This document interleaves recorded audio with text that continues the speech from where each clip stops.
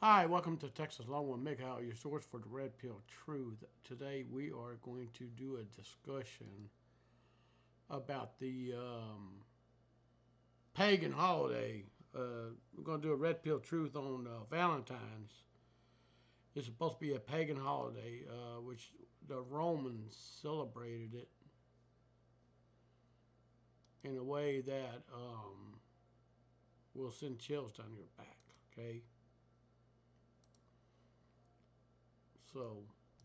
Okay, so here you go. I had to close some windows. I'm gonna close this. Anyways, this Valentine's Day is actually a pagan holiday, and of course, like cherubs and wing like infant, and postcard, and some people they try to make a pagan holiday into something beautiful, which is actually has a very bad horror to it. It's the church made the pagan evil holiday into a they turn around and change it into a Christian holiday, which is a apostasy, a falling away from the true teachings of Christ himself. So it's okay. And says it became a wild pagan festival. Others blame Chaucer, but who said Saint Valentine? Why do we celebrate him? It's not about candy and chocolate and love and all and all that good stuff.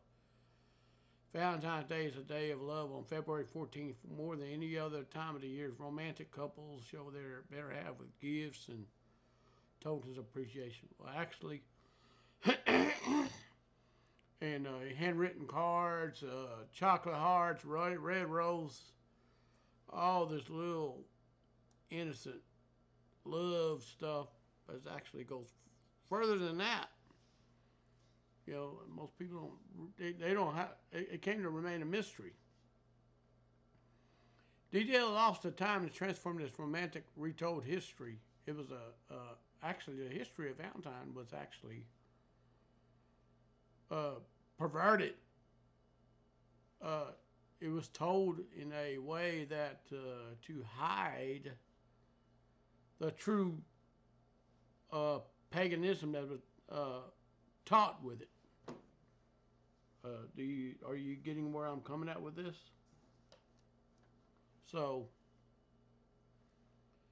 not only this holiday has competing origin stories, but there's at least two different saints who might be its namesake. Here's what y'all know about it right here. Um. Anyways, I can't. I'm not a subscriber to this. All right. So actually, this is the pagan roots. Men beat women right here. Um, a Lupercalia. I don't know how to pronounce this.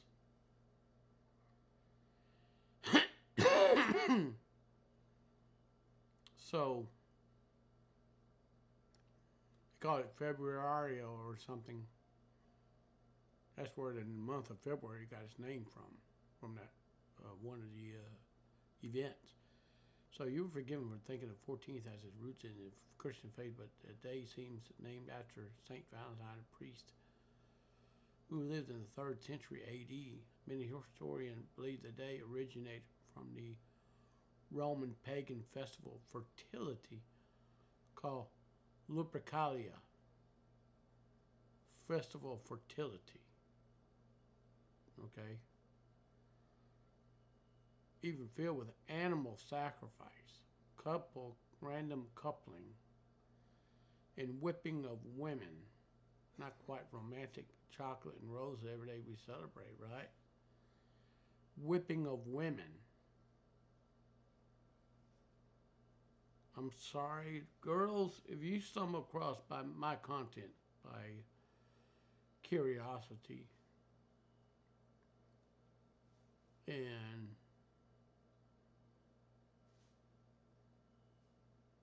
and and you happen to hear about this, I'd rather you read read up on this.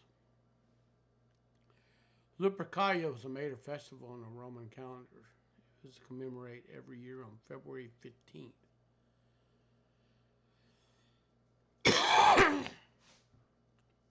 All right. It was held in honor of the gods Faunus and Leprechus, the gods of agriculture.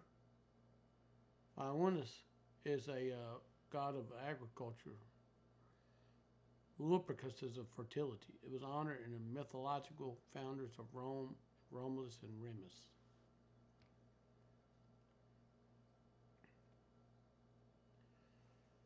So, okay, now, the morning the priests of Leprechus, known as the leprosy, gathered in a leprechaun cave where Romulus and Remus were said to have been cared for as babies by a she-wolf, a female dog. A cave lay at the foot of a Palatine hill, the spot where the brothers were believed were to founded Rome. All right. Now, as the representation, okay, right here, I'm going to read this. In the representation of fertility, because Leprechus was a god of shepherds, 2 male goats were sacrificed in the cave.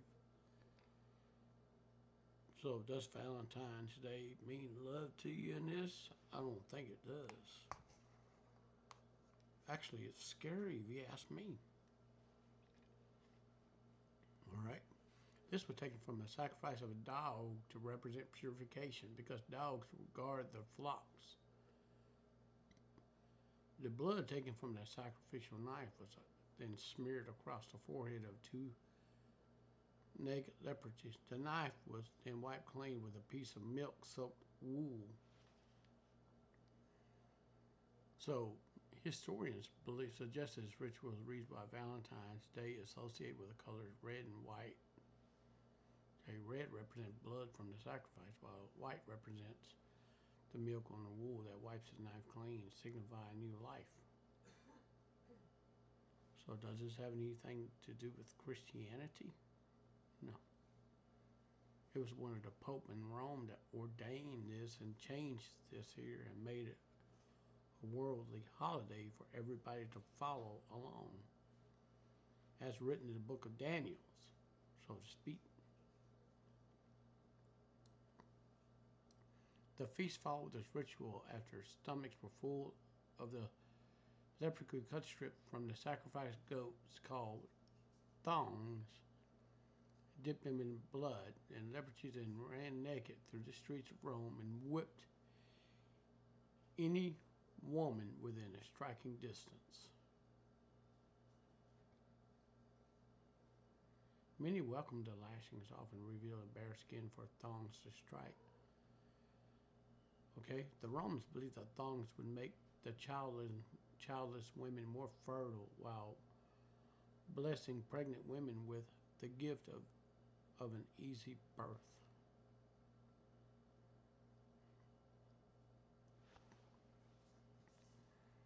Oh my goodness. Here's something else too that's very interesting right here. Another custom during a leprechaun was pairing of young Roman boys and girls.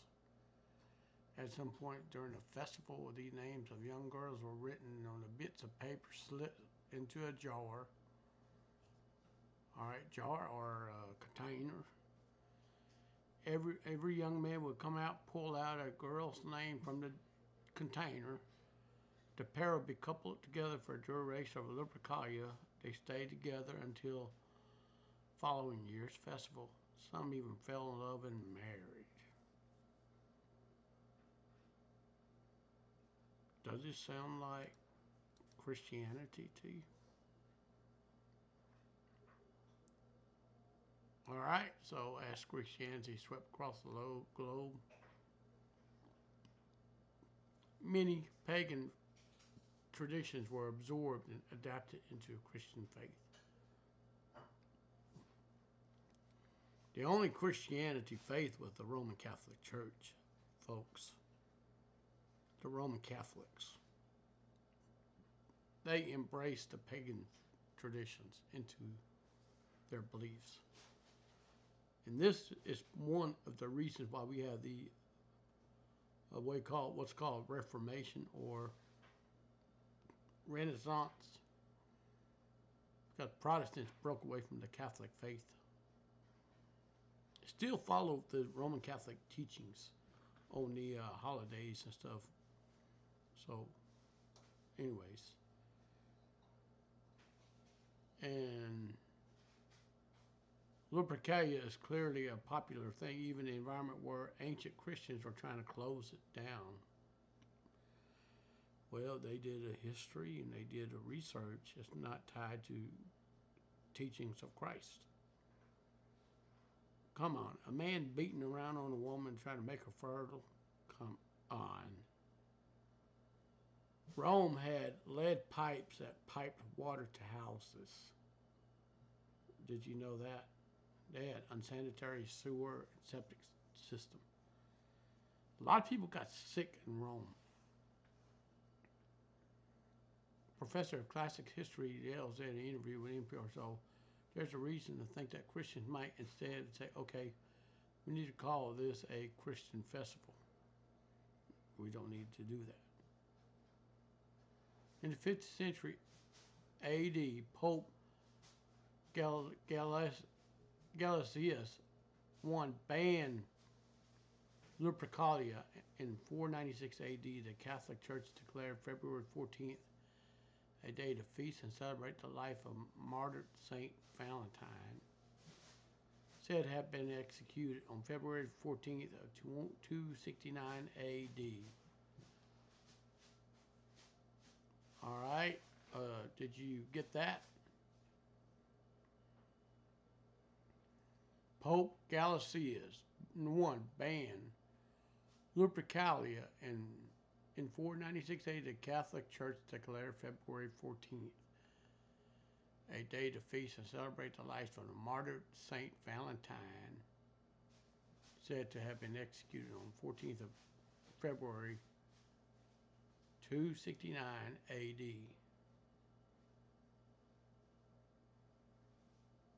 All right. With 10,800 saints and multiple Valentines, it's not officially known whether the stories about Saint Valentine were known about the one man or multiple men merged together. Okay, is this making any sense to you? Let me know in the comments below. All right, most popular beliefs state that he was a priest in the Roman Empire during the 3rd century AD, executed under the command of Claudius II for conducting marriage in secret after emperor had outlawed them.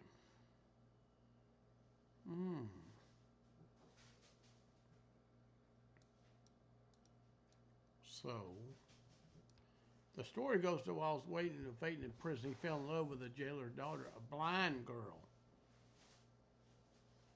After his sentence finally came through, Valentine supposedly left a farewell note to the young lady and signed it, "From your Valentine."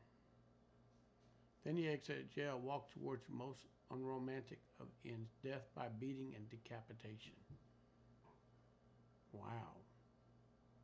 While we never know the full truth of St. Valentine's origins, the stories about him all emphasizes attributes of heroic and potential romantic figure.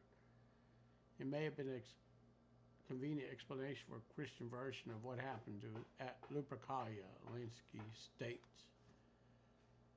However, the direct association of February 14th for overt romanticism and declaration of love doesn't seem to have started until over 1,000 years during the Middle Ages.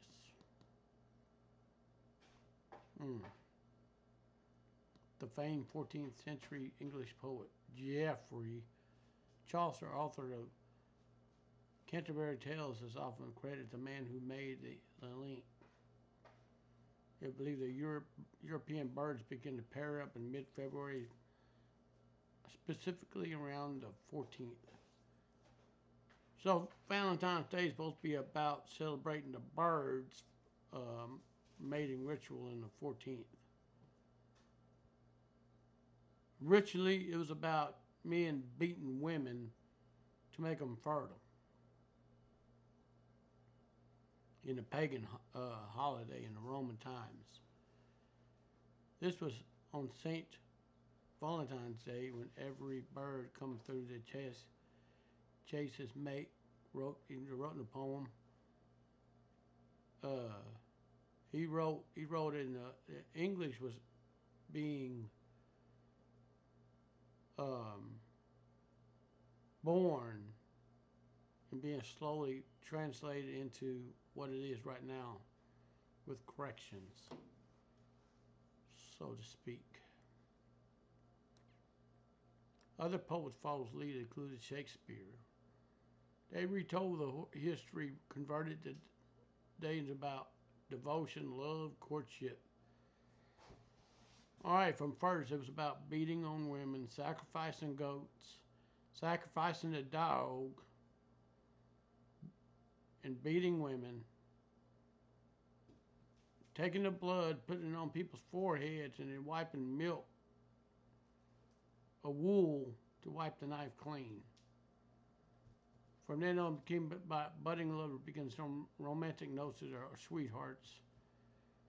So this is how it evolved. Industrialization during the 18th century made things easier for smitten couples in the mass production of illustrated cards.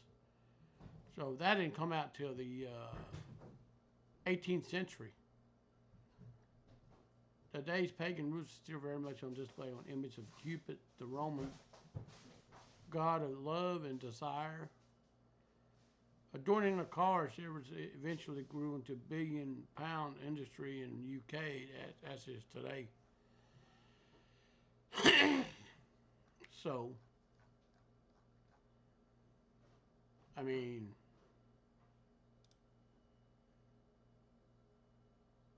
so yeah, it's a weird holiday.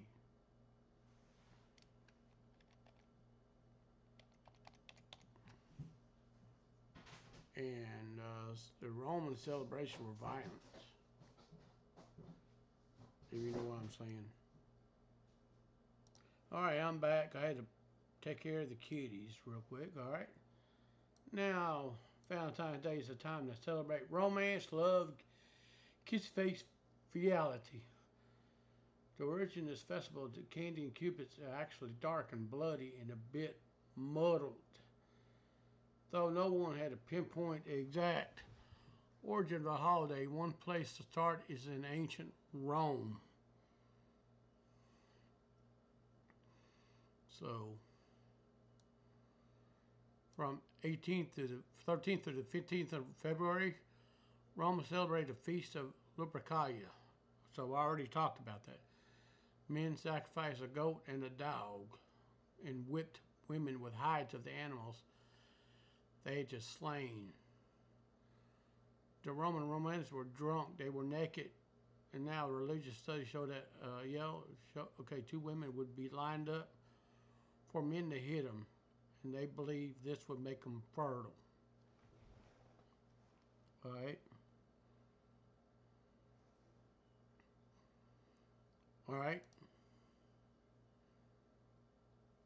And the brutal feat included a matchmaking lottery in which young men drew names of women from a container, a jar or a container. The couple would be just coupled up for a duration of the festival longer than the match was right. And ancient Romans would be responsible for the name of the modern day love. Emperor Claudius II executed two men, both named Valentine, on February 14th on 2 different years of 3rd century. Their martyrdom was honored by the Catholic Church with the celebration of Saint Valentine's Day. So we had the two men named Valentines. So it has nothing to do with celebrating Christianity. Then the Roman Catholic demanded it to be made into a holiday. As the holiday spread or evolved. Late Pope Gelasius modeled things in the 5th century by combining St. Valentine's with Lupercalia to expel the pagan rituals. That was the Roman Catholic Church did that, okay? But the festival was more than a theatrical interpretation of what had once been Lindsay at. It No more than drunken revel, but Christian just put clothes back on it. That is stop it from being a day of fertility and love, okay? So, the Normans, somewhere in Britain, celebrated Valentine's Day would mean lover of women, I guess. I was like confused with St. Valentine's Day at some point, part because they sounded alike. So, as years went on, holidays grew sweeter. All right, Chaucer and Shakespeare romanticized in their works and gained popularity through Britain and the rest of Europe. Paper cards were token du jour in the Middle Ages. All right.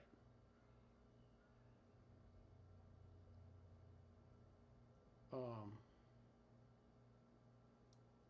then it evolved over time, became commercialized and profit making. Most car companies hire artists to draw images and pictures, and they pay the draw artist or the person who drew the picture. They pay them some money, and they take a computer printer and they print these pictures, images out left and right. Okay. Factory made cards in the 19th century. In the 1913, Hallmark cards of Kansas City, Missouri. They mass produced Valentine's. February has not been the same since. So it's a big business. It's all about profit over people now. Welcome to corporate America where it's profit over people. I tell you how it's a big business. Commercialization. I told you I already said spoiled the day for many. Helen Fisher, sociologist at Rutgers, said that we only have ourselves to blame. This is a command performance. People didn't want to buy Hallmark cards. They would not be bought. Hallmark would go out of business. So guess what? A lot of people are falling head over heels into buying cards. And Hallmark companies making money, hand over the barrel. Okay? So the celebration of Valentine's Day goes on in varied ways. Many will break the bank to buy jewelry, flowers. Some will share it with a sad in the Singles Awareness Day. The way dining alone and binging on self-gifted chocolates, and others will find a way to make peace with their singlehood and society that everyone want to partner up. Do you see where this is coming from right here? Wow.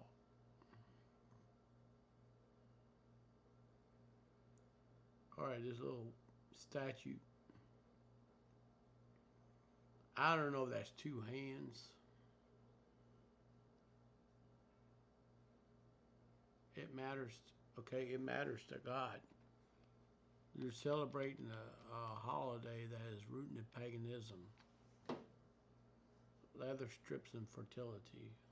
Really?